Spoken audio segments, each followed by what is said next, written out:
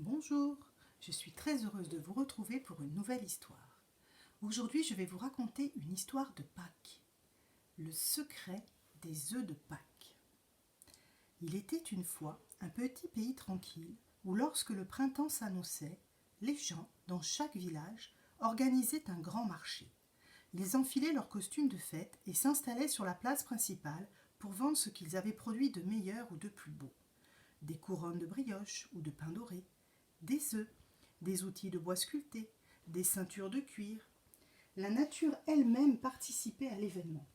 Les pommiers s'habillaient de blanc, les papillons défroissaient leurs ailes et les fleurs leurs pétales. Un jour, au centre d'un de ces villages, comme d'habitude à cette époque, des fermières comparaient les œufs de leur poulailler. C'était à qui aurait le plus gros, le plus rond ou les plus blancs. Seule une vieille femme se taisait. Elle ne possédait pour toute fortune qu'une petite poule maigrichonne qui ne lui avait donné que 3 petits œufs, pas plus gros que des billes. La vieille femme soupirait. Je suis pauvre, ma poulette, que je t'ai mal nourrie et que tes œufs sont tout juste bons à offrir aux enfants pour jouer aux billes.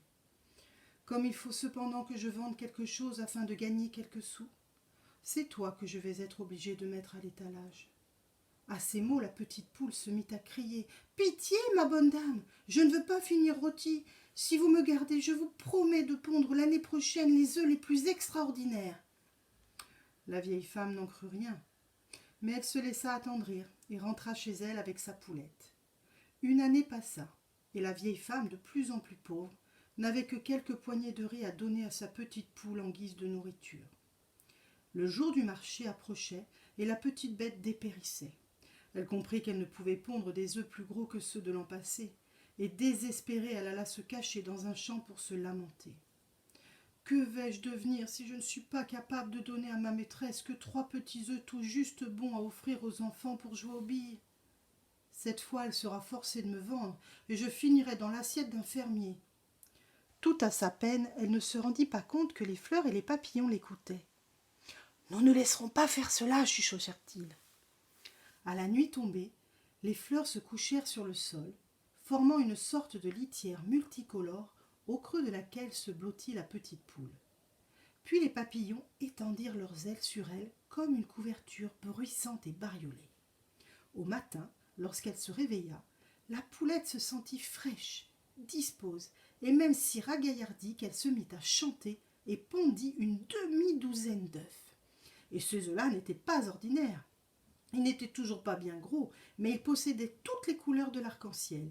Et même, à y regarder de près, on pouvait voir sur leurs coquilles de très jolis dessins, comme on peut en admirer sur les ailes des papillons. Toute heureuse, la petite poule courut chercher sa maîtresse. Celle-ci examina les œufs un par un avant de les ranger dans son tablier. Tu as tenu ta promesse, ce sont bien les œufs les plus extraordinaires que l'on puisse voir. J'ai eu raison de ne pas te vendre. Le jour du marché, les œufs de la vieille femme attirèrent les curieux. On se bouscula pour les acheter, et la pauvre fermière récolta plus de pièces d'argent qu'elle n'en avait jamais eu dans sa vie. Depuis ce jour, chaque année, dans ce petit village, puis dans tous les pays, et même dans les contrées voisines, les gens essayèrent de copier les œufs de la vieille dame en peignant et décorant les leurs. Mais ils ne réussirent jamais à les égaler en couleur et en délicatesse, car la petite poule des fleurs des champs et les papillons gardèrent bien leur secret. C'est ainsi que chaque année, lorsque s'annonce le printemps, on prit dans ce petit pays et ensuite dans le monde entier l'habitude de décorer les œufs.